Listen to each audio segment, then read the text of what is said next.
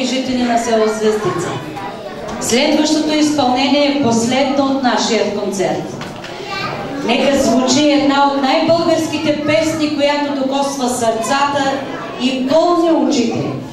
А на всички вас пожелавам да бъдете здрави, да пазите и тачите нашите традиции и до година с благословията на свети Иван Рилски пак да се съберем тук за празника на нашата Звездица и Народно читалище Димо Цонков.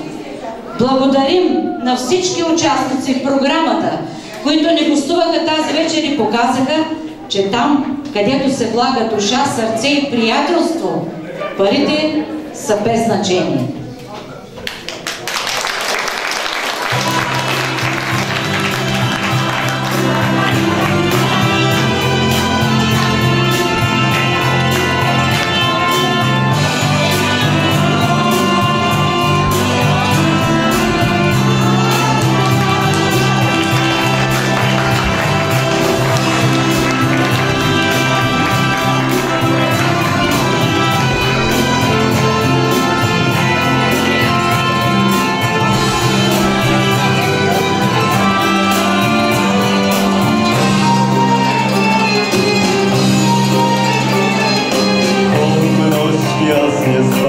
Колко думи с вървях да се върна.